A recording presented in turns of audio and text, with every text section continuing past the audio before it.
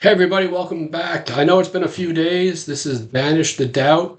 It's been a few days since I've made some videos, but we've got a really good one here today for you guys. Happy Father's Day to all the dads watching. This video is really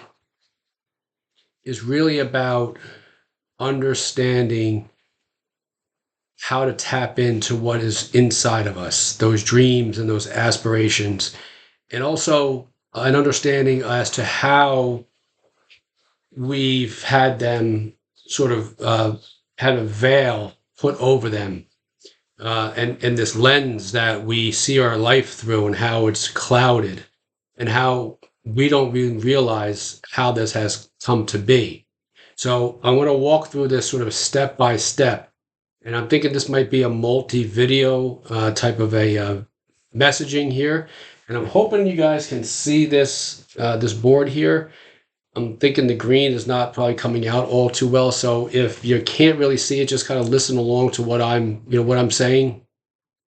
And if you happen to have a notepad and a pen handy, it's very important to write these things down, because I'm going to be telling you some things here that you're going to want to really kind of digest and incorporate into your life. So the first thing is, you've heard me say this in other videos, but it's so very true and powerful. We never attract into our lives what we want. We can think of what we want. We can say we want things, relationships, careers, circumstances, but we never attract into our lives what we want.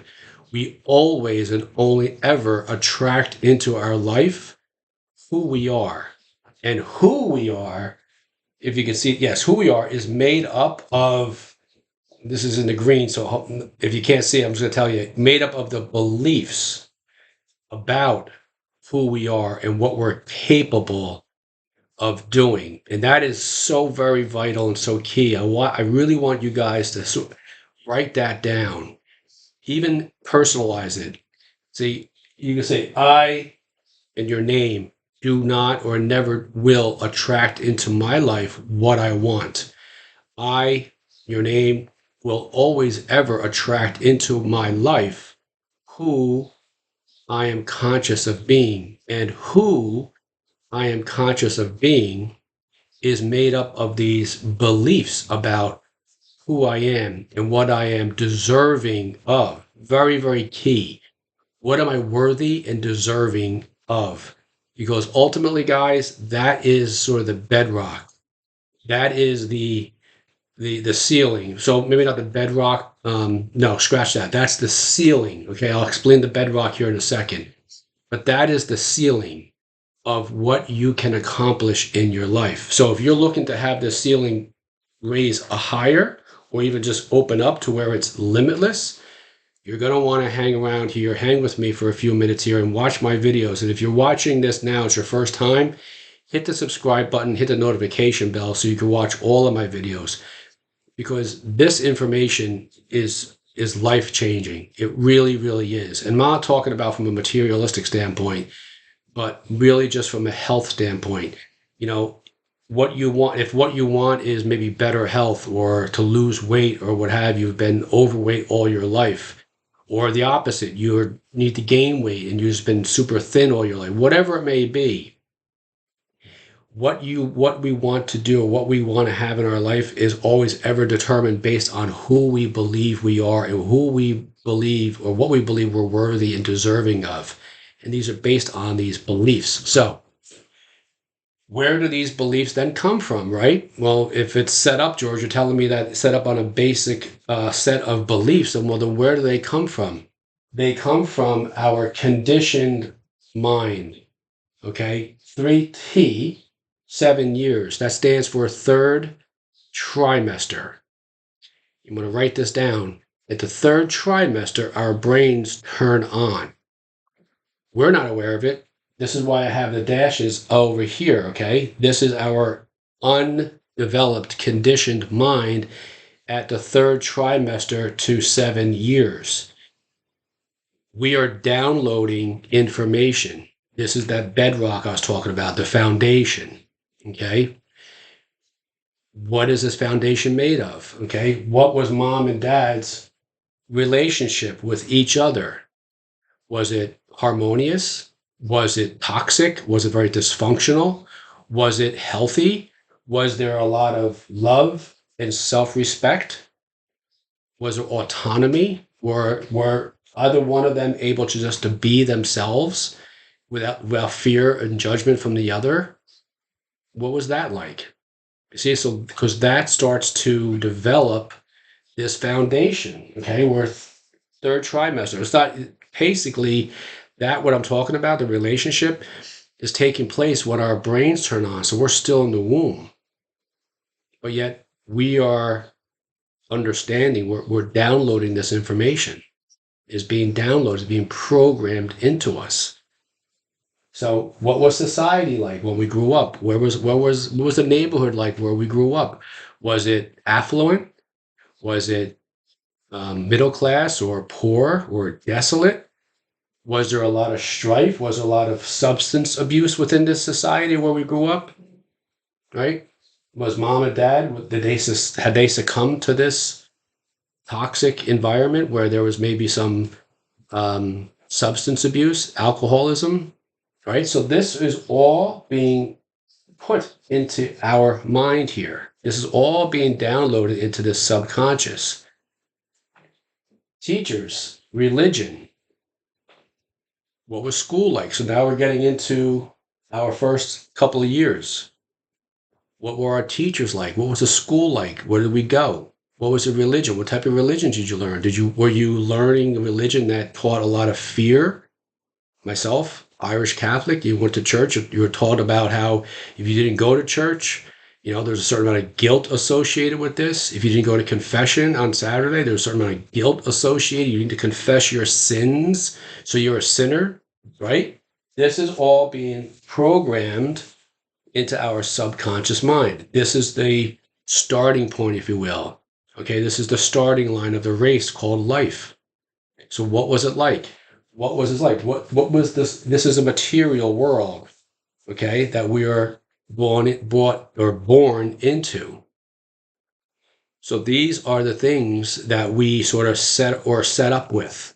Okay. What I'd like to have said in the past is if I draw a stick figure here, because I am not an artist by any stretch. I understand my limitations. Okay. That's us. And we have this bag that we carry. Okay. And within this bag, okay, so from mom and dad's relationship, okay, from religion, from teachers, societal norms, okay, these are all, I'm putting here stars, but they're really rocks, I'll say, that we're having put into our bag that we're going to carry. Okay? So this is the bag that we're going to carry. This is the sort of the sack that we're given. But if you notice something, this is mom and dad. This is their relationship. Okay? This is society down here. These are the teachers. This is what they're teaching. Okay? This is religion. This is the stuff that we're being taught by religion. Okay, I can go on. There's a lot more there. What was mom and dad's relationship with respect to money? Was there money in the house? Was there a lot of money? Was there this feeling of I have to like squeezing, pinching nickels till Lincoln screams? Was there a lot of arguments around money? I know in my upbringing there was a lot of arguments around money. I know in my upbringing, whenever there was an argument about money, about who's not working hard enough, who's not bringing enough money to the table, my dad would up and leave the house. Now, to a young child, dad just left. Where did he go? Mom wasn't capable of sitting down and explaining what was going on. The house was empty, or the house was quiet, I should say. There was the settling of the dust, if you will. But what does that do to a child's mind? Okay. Is there guilt associated with that? Is there an abandonment issue associated with that?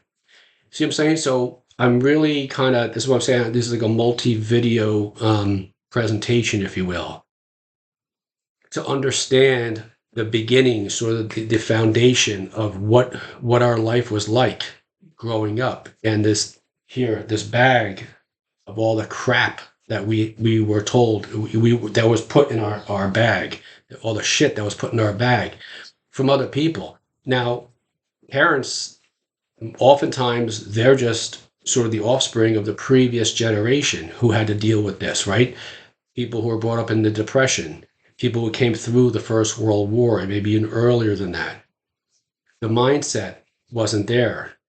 The relationships were not really harmonious. They weren't really based on any type of solid foundation. Substance abuse, right? So dad leaves and find out dad goes where? Dad probably goes to the bar and has a couple of what? Drinks. Why? Well, because that's what he was told. That's what the society, okay, societal norms told him to do, because grandpa did that. When you get frustrated, the old woman, the old lady, as they called moms back then, the old lady, start getting on you. You go and you have a couple of drinks and what? Calm down. So then it's no surprise then that my brother ended up being an alcoholic. Why? Well, because that's the behavior that he was exposed to. This is how you dealt with issues. You go and you drink. Of course, they didn't call it substance abuse. It was just alcohol. So then what happens with alcohol? Well, we have a marketing, right? Because alcohol is the approved drug to take. So marketing, we get marketed to. And then society, right? Society tells us what? Hey, you're a certain age now, right? You should be able to hold that liquor. Why? Because Pop held the liquor and Grandpa before him held his liquor or her liquor. Real man, you got to be able to drink, hold those beers down. You get you hungover. Hey, there you go. You're a man now. All right. Hey, welcome to manhood. You're a real man. You got drunk. I mean, think about that for a second. How warped is that? Not, hey, you know what? Tomorrow your day is ruined now because you have a hangover. You're essentially sick. Your body has to get flush out all these toxins that are inside of it, right? So this is what we are sort of saddled with, if you will. Okay, but this is how we start our life. So then we start to understand that, we get older, and then we, right? And just as a personal um, example, I can remember one time when my mom and my younger brother, were standing in the kitchen at one end of the kitchen, and his friend was there. And simple. Now I'll explain this part right here behind me in a second why I remember this. And again, my brother asked if his friend could sleep over or something. My mom was standing in the doorway, and on the opposite side, excuse me, of the kitchen, my father was there. He asked my dad. My dad said, "Yeah, sure, no problem." My my mom immediately, I kind of laughed because it's sad, but it was really kind of comical in the moment. But it really wasn't. It was more sad than anything. Started pulling on her hair and jumping up and down, having almost like a nervous breakdown, an emotional. And my father's reaction, what the hell is wrong with you? No emotion, no, hey, let's talk about this. Something's really wrong. What's wrong? No, it was that I'm not attached to you. I'm not emotionally attached to you. So once again, upheaval in the house, dysfunction. Did they talk about it? No, probably not. But you can see where the children are left sort of in the middle of this battleground, this side versus this side. And I'll explain this here in a second. Okay. So that was a strong emotional event in my life. So the stronger the emotion, okay, we feel from an event in our lives, trauma, betrayal, the more altered we feel inside of ourselves chemically, we start to feel differently. We can't not, because we are emotions. We're made up of all these. Okay, we're vibrations. We vibrate at a certain level. The more we pay attention to the cause, okay, outside of ourselves, This is what happens. So we start to pay attention to that. So now I just described the kitchen. Now you're listening to this and you're seeing in your mind a kitchen and a woman and a father and some kids, right? That image was embossed in my brain. And now I am many, many, many, many years older than that. And I can still see it as if it happened last night. Why? Because that image is almost like burned into our brain. But there's emotions attached to that or associated with that image, with that memory. Okay. Emotions are the end product of an event that takes place in our life. So to our body, to the subconscious mind I just showed you, it doesn't know, oh, that was many years ago. It acts, our bodies react chemically as if that event had just taken place now, right now. We're never taught this. There's a reason why. Okay, I personally believe society does not want us to learn or understand this. Doesn't want us being what detached from this need to be attached to them. This we need them. So that gets off to a different tangent or a different conversation, not tangent. But you understand this, what I'm talking about now. Hopefully you're understanding this. So think about anything in your life, emotions. Now, when I say betrayal, I'm going to transition now to something else for a second. But the stronger the emotion, the more our brain takes a snapshot and that becomes a long-term memory. So many, many years later, I can remember this as if it was yesterday. Okay. This is what happened. We were attached to we were linked to this emotionally. Now, betrayal. Here's something else. Now we get a little older, right? And then a guy or girl, we get into a relationship. And what do? We think about that person all the time. Now, going back to what I just talked about in my life, if it was true for yours, there's abandonment issue. If you find somebody, right, you will link with them that you get all these emotions and you really want to attach. What do I say? Oh, they know me. They get me. Well, now there's a linkage there. Now there's I don't want to say obsessive, but some of us get somewhat obsessive. Why? Because we have abandonment, what? Issues. So we don't want that person leaving because our first person, mom or dad, who we were emotionally attached to, left in an argument, or maybe there was divorce in our upbringing. So there's that gap, there's that void that was created. So we attach to this relationship and we talk about betrayal, or at least we look at it that way because that person breaks up with us. Maybe we become too clingy or what have you, or they just whatever, they break up. Here's what's going to happen. The next time, okay, we go out and we meet somebody, I'm going to represent these markers here are going to represent our cards, who we truly are, right? We're going to say, what? No, I'm not going to. I'm going to hold these right here. You just like playing cards, right? I'm not going to allow you to see a little bit here. I'll show you maybe these two, but I'm not going to show you these. Why? Because we're afraid, right? We don't want to go through this again. The emotional trauma. We don't want to go through it. We don't want to be vulnerable. You see what I'm saying? So this is how we are evolving through our life. We are looking outward instead of inward. We don't know about inward. We don't understand inward. It's why when studies have been done about people who've been put into groups and said, your options are you can sit here, A, for the next 20 minutes alone with your own thoughts, or B, give yourself an electric shock. 80% of the women, 60% of the men and 80% of the women chose the electric shock rather than sitting alone for 20 minutes. Why? Well, because I don't want what? I don't want to go back. I don't want to dig up those thoughts anymore. Those are buried, but they're not buried. We may think they're buried, but they're still inside of us. Going back to what I was saying, this is why when things start to churn up, it just happened in my neighbor a couple of nights ago. There was an argument or something inside the house, very loud argument. The father got out, jumped on his motorcycle, and off he went. And for myself, yours truly, I relived those events from my childhood. But now I've understood this a lot more, so I'm not emotionally attached to it anymore. I'm detached, but the memories are still there, but the emotional attachment's not there anymore. This is key. Okay.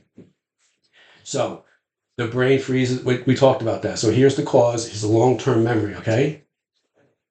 We create long-term memories from strong emotional events. So we talked about that. Okay. Our brains are artifacts. They're a record of the past. Okay. Of everything we've learned and experienced to this moment. It's a memory bank. So now, how does this sort of connect with our daily, who we are, our daily activity? Okay, so this is how the majority of us unconsciously go through our day.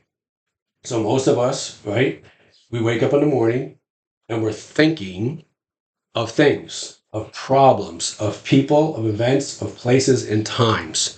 We're thinking of that. So maybe we're in school or we have a job and or we're in relationships now and we're thinking about those people. There are people who do what? They push our buttons. So we wake up in the morning, okay, and we think about them. But all those events, all those people, those places and times, they're connected to certain circuits within our brain. Okay. And these circuits get turned on whenever we think of this. So so here we are. So we are just to kind of bring us up to speed. So we come through third trimester. All this stuff is being downloaded into us. Okay. We understand this. We're going through life as far as relationships with our parents, the relationship with each other, school, church, what have you. We are now, getting a little older and we are learning from our parents and from societal norms. How do we deal with these things? Well, what do we do? Well, we wake up in the morning and we're thinking of all those issues. We're thinking of people and times and places. Tomorrow's going to be Monday morning. So what are we thinking? Well, it's Monday morning. What's the societal norm? What have we learned all our life? It's Monday morning. Another what? Work week, right? How many of us? We have to go to our job. That all those thoughts have certain circuits within our brain and they turn on whenever we think of this. And our bodies create these chemicals when we do it. Okay. So these problems are equal to emotions. And again, emotions are the end product of past experiences. So we're thinking in the past. We're thinking of events in the past, or we're worrying about things that haven't happened yet. Maybe reports are due at work, or we're going out looking for a job. Maybe we don't have a job, okay, or whatever. Most of us, though, are living in the past. Okay, so thoughts are the language of the brain. So thoughts are the language of our brain, and feelings are the language of our body. And how we think and how we feel creates our state of being. So what's our state of being when we wake up in the morning? It's negative. A lot of times it's problems, right? Most of us, every day we wake up, we're generally not happy. We're thinking about things like that. So we can only think equal to how we feel. So if we're feeling here, we're not going to be able to think higher than here. Okay. So we're thinking like that. So we're waking up in the morning, we have these thoughts. Okay. So if we're thinking in the past, then our lens of the future, okay, is being clouded by the past. So again, little stick figure, I'm not the greatest artist, but here we are, and here's our future. If you can see those like dots, we really can't see it. So the paradox is we want the promotion at work. We want to be in the better relationship. We want to lose weight, be healthier, whatever it may be, whatever that future looks like. We want to buy a house. We want to, whatever it may be, get married, just get into a relationship, whatever it may be. That future is clouded through the lens. The lens we're looking through is clouded by these thinking of the past, those emotions, right? The frustrations, the whatever it may be. We can't see clear because we don't know how yet. This video and other videos like it are going to start to help to clear up that lens, clear up this vision of the future. And this is how we do it.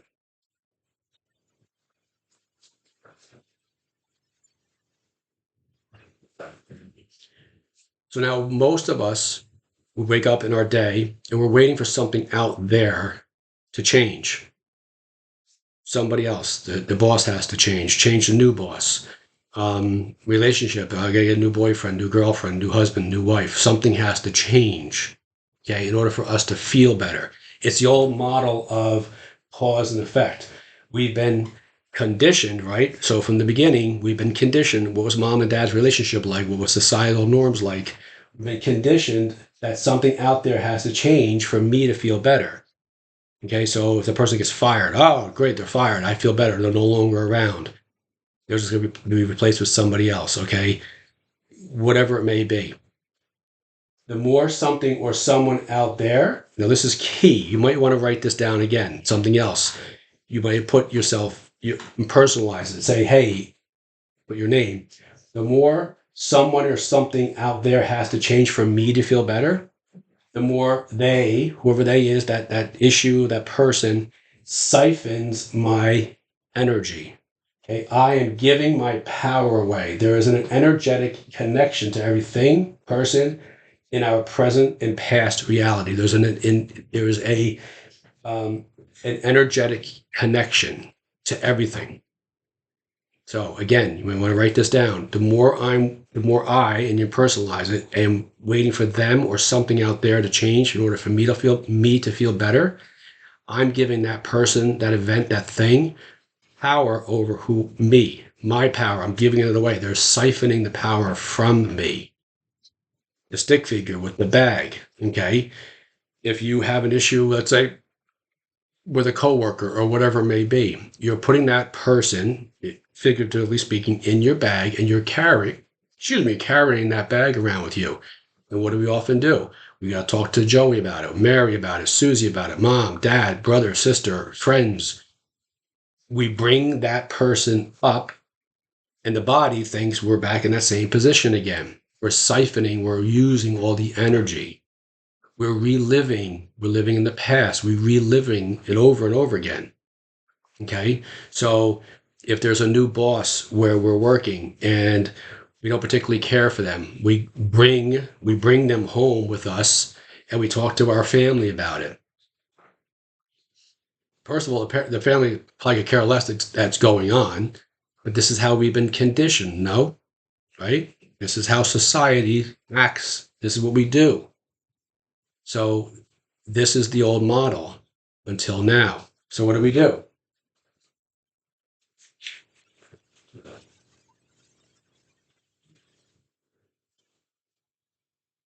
Well, now it's time to reclaim our sovereignty. From this video on, ladies and gentlemen, my friends watching this video and videos like this, it's time for you to reclaim your sovereignty. Awaken to the truth that you are the master. You watching this video, you are the master of your destiny. Okay, you are the architect of your reality. Oh, but George, how do I do this? Hang with me. This is how. Okay, if you want to do this, I mean, really want to do this, your income level, your health, whatever it may be, instead of going from here to here, it's going to do this. I am not fooling. It is going to be limitless. You, my friends, you create the limits. Okay, you put it here or here or here by here. Okay, so we're changing. The world around you is a mirror reflecting back the beliefs and consciousness that you hold within. Going back to those beliefs again. What we want, we don't get what we want. We get with what? Who we are. And who are we? Well, we're a set of beliefs. Well, where do these beliefs come from? We just explained where a lot of them come. Everything comes from. But now we understand. So wait a minute. You're telling me, George, that the people in my world right now that are in my world are just a reflection of who I am? Correct. It's why the CEO of a corporation, a multi-billion-dollar corporations, his or her world and the people in that world are people who what? Oftentimes they are they are the CEOs of major corporations or or the presidents, the owners, the founders of major businesses. It's a universal law. Like attracts like. So if what you're watching this video right now and you're not liking what you're seeing in your mirror, the reflecting back to you, then you've got to change. You, here, you, in here, you have to change. It's not hard. but it does take practice. It's a thought at a time. It's a video. You're watching this video. This video, you're watching this, and if you're writing this down, victory. Give yourself a victory for doing this. It's one small step, but it's step the what's the old saying? The journey of 1,000 miles starts with what? One step. So beliefs and consciousness you hold within. The approval slash judgment slash opinions of others is a fallacy, ladies and gentlemen, my friends. The opinions, the judgments, and the approval of others, it's a fallacy. The only approval you need is your own. You give yourself the approval to do whatever it is you want to do. Whatever was this video attracted, you attracted to this video. Whatever it may be, you and you alone hold all the cards. Your opinion and only your opinion.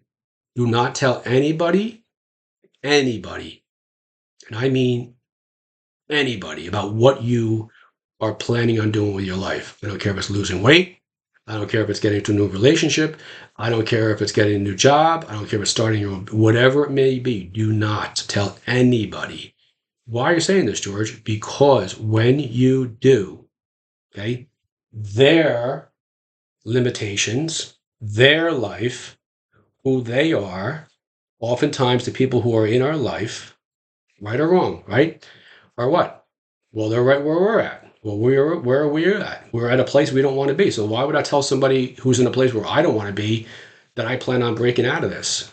They're not going to say anything other than, yeah, that's for sure. I mean, really, George, you want to start your own business? I mean, most businesses fail within the first 2 to 3 years. Really? Yeah, I don't want to do that. You sure you want to leave that relationship? I mean, he's a real nice guy or she's a real nice girl. And are you sure? I mean, it's a jungle out there. I mean, dating these days? Yeah, you're right. I shouldn't do that. Seriously, you want to lose weight? Really? I mean, look at all of us. None of us, we're all overweight. You're gonna. I mean, most of those diets that they don't work, right? Yeah, you're right. They don't work. Yeah, you gain the weight. In fact, you know what they do? They gain 50 pounds even more. You see what I'm saying? Bullshit. It's all bullshit. Do not tell anybody what you want to do. Keep it to yourself, secret. But we start changing up here, ladies and gentlemen, my friends. We start changing up here. Nobody's judgments, nobody's opinions, nothing. No, you don't need anybody's approval. That's the old way of thinking. Okay? For far too long, we have been conditioned. Yes, right? What are we talking about all day here so far in this video? Conditioned that our happiness and fulfillment and success is determined by external factors, approval of others, and societal norms. If you're a real man, you can hold your liquor. Used to be a 6-pack, now it's a case, and I got a little bit of a buzz going. Societal norms. You want that? You're living that life? You want to keep living that life? It's Sunday. You're maybe watching this. You have a hangover because you got a bender on last night. Do you want to keep living like that? Huh? Do you want to keep living where tomorrow morning is Monday morning? Oh, Jesus, another week. You want to keep living? I mean, if you do, that's just who you are. That's fine. That's just, there's no judgments. This is who you are. But if you don't want to live that way anymore, you want to change, this is the video. These are the videos to watch.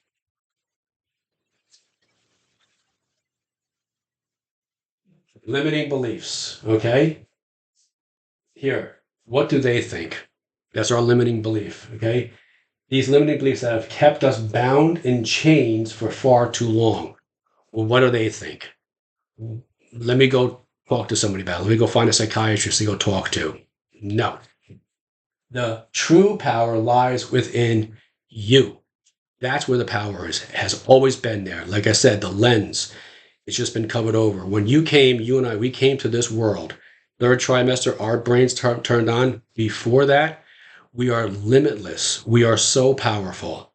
But it's the material world I talked about earlier that conditions us into this type of belief, this type of living.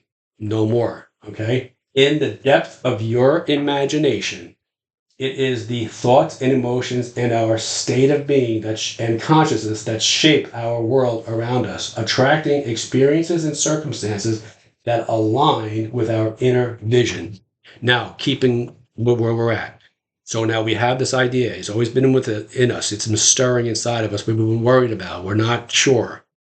No longer. We now decide, yes, I'm going to do whatever it may be. Now you start the affirmations. Now you start with the I ams. I, your name, am in a healthy relationship. I, your name, am 20 pounds lighter. I, your name, am the founder and whatever it may be of this business, whatever it may be. I am no longer, my mortgage is paid up to date. My rent's been paid, whatever it may be. I'm no longer the person who had all those debts, whatever it may be. Okay. It's our state of being. Now, ladies and gentlemen, my friends, when we wake up in the morning, our thoughts are not on the usual stuff I just talked about. Now our thoughts are going to be on, yes, I see this vision. I am not telling anybody about it. It is mine and mine only. I am so grateful for this vision. I am so grateful for these videos. I am so grateful for myself having the courage to do this. Okay. This is how we do that. This is how we ignite the flame that's inside of us, that sort of pilot light, if you will. We ignite it and poof, it turns into that big flame.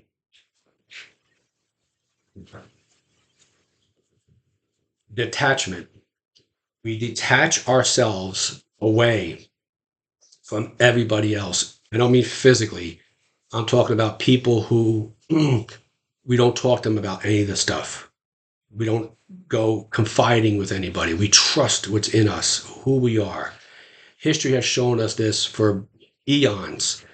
The Wright brothers didn't walk around saying, well, what do you guys think, right? Bill Gates, I'm pretty sure, didn't walk around going, yeah, this thing called Microsoft, I'm not so sure. No, they had that vision. They held to the vision. Okay. All of them. Watch the guys on the Shark Tank. Okay? Do they look like the kind of people that walked around asking people, what do they think? Right? By embodying this state of detachment, where nothing or nobody can disturb your inner peace, we rise above the limitations imposed by the world and we create our new reality that reflects our deepest desires. When you do this, and I mean when every waking moment in your life is focused like a laser on this is who I am, I am this person, I am so grateful that my life is now who I want to be, what I want to accomplish. I am living it now.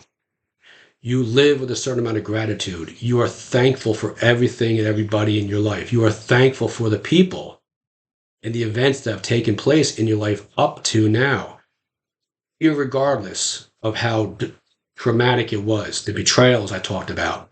You're thankful for it. Why? Because you traversed through it.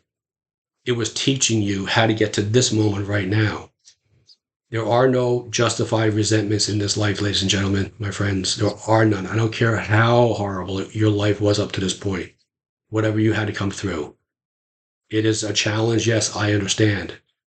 But there are no justice. You cannot hang on to that. That bag I was talking about earlier with all the crap in it, it's not yours. I was talking about earlier what took place in my life. The memories are there, but the emotional attachment is no longer there. The failed relationships earlier in my life. Yes, I could still see the person, but there's no more emotional attachment to that person. That's the key. No justified resentments. Okay?